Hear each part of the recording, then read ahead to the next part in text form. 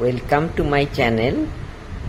লন্ডনে oyster card থাকলে নিশ্চিন্তে টিউব রেল অথবা বাস জার্নি করা সম্ভব।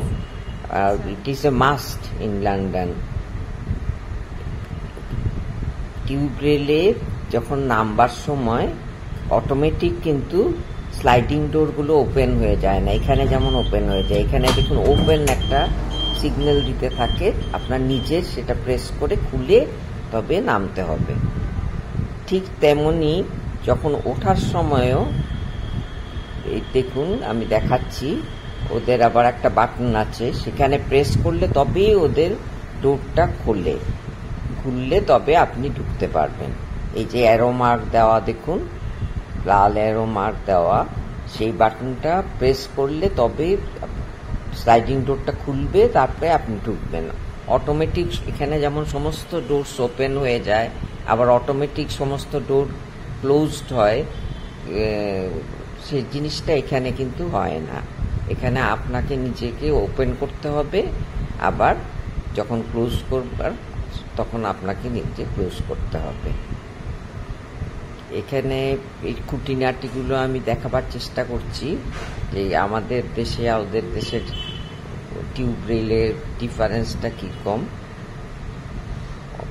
ওদের যদিও ভিড়ও কম হয়, টিউব রেলের অফিস টাইম আওয়ার্স একটু হয়, কিন্তু মোটামুটি সবসময় আমি দেখি ফাঁকাই থাকে, মানে তো বসবার সিট সবসময় অ্যাভেলেবেল। যাই হোক, আমরা লোয়ার সিডেনহামে থাকতাম, সেখান থেকে লন্ডন সিটিতে যেতাম। তো আমরা tube rail was the fastest mode of transportation. এই দেখুন আমরা ট্রাভেল করছি।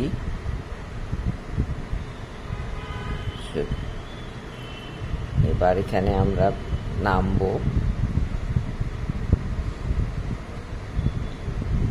নামার সময় তো বললাম আগেই যে বাটনটা প্রেস করতে হবে, অটোমেটিক আপনার ডোর ওপেন হয়ে যাবে না। যার দরকার তার বাটন প্রেস করে তবেই নামতে হবে। আর এখানে আরেকটা জিনিস, এসি রেক, মানে টিউব রেলের যে রেকগুলো আছে সেগুলো কিন্তু নন এসি।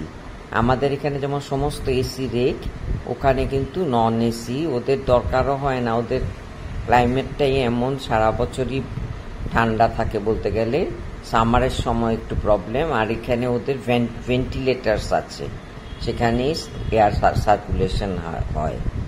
তো এই ডিফারেন্সেসগুলো আমাদের সঙ্গে ওদের আছে। যদিও দেখুন ট্রেন পুরো ফাঁকা, কয়েকজন মানুষ হাতে গুনে বলা যাবে। এই যে ভেন্টিলেটারগুলো দেখুন সমস্ত খোলা আছে, এখানে এয়ার সার্কুলেশন হয়, কিন্তু সামারের সময় কিন্তু বেশ গরম লাগে।